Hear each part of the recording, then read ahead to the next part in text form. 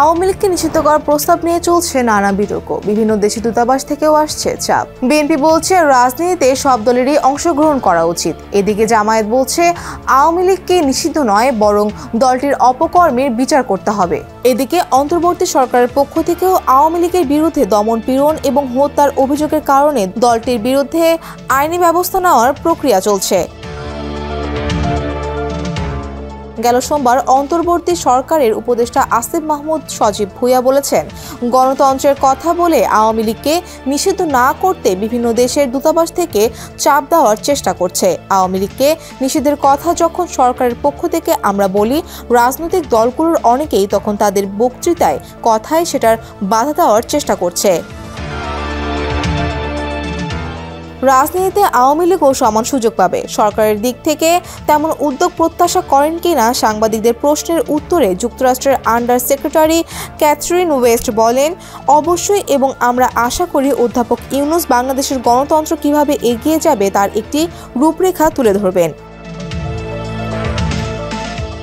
মার্কিন পররাষ্ট্র দপ্তরের মুখপাত্র ম্যাথিউ মিলার আওয়ামী লীগের কর্মসূচিতে হামলা সংক্রান্ত এক প্রশ্নের জবাবে বলেছেন, পৃথিবীর অন্যান্য দেশের মতো বাংলাদেশেও শান্তিপূর্ণ সভা-সমাবেশ করার অধিকারকে সমর্থন করে তার দেশ। এদিকে ভারতের সংবাদ মাধ্যম দ্য হিন্দুকে ডক্টর মোহাম্মদ ইউনূস জানিয়েছেন, রাজনৈতিক দলের বিষয়ে কোনো সিদ্ধান্ত নিতে চাননি তারা। তিনি বলেন, বিএনপি চায় সব রাজনৈতিক দল নির্বাচনে প্রতিদ্বন্দ্বিতা করুক। এই অবস্থায় এসব রাজনৈতিক চাওয়া ও কূটনৈতিক চেষ্টা সদ্য ক্ষমতাচ্যুত আওয়ামী লীগের ভবিষ্যতের জন্য কি অর্থ বহন করেছে?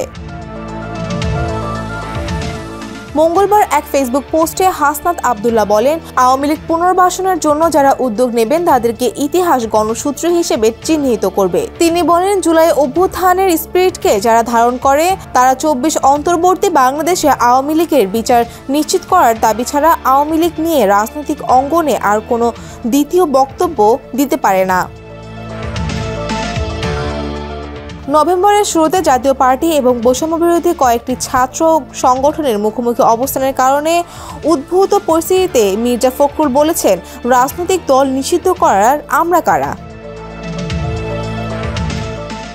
8 আগস্ট অন্তর্বর্তী সরকার দায়িত্ব নেওয়ার পরপরই যুক্তরাষ্ট্র থেকে শুরু করে আন্তর্জাতিকভাবে প্রভাবশালী দেশগুলোর পক্ষ থেকে সমর্থন পায়। এই সরকারের সাথে সংস্কার সহ অন্যান্য ক্ষেত্রে কাজ করার ব্যাপারে নিজেদের অঙ্গীকার ব্যক্ত করেন পশ্চিমা দেশগুলোর ঢাকায় নিযুক্ত প্রতিনিধিরা। ফৌজিয়া ফারিহা, সমকাল।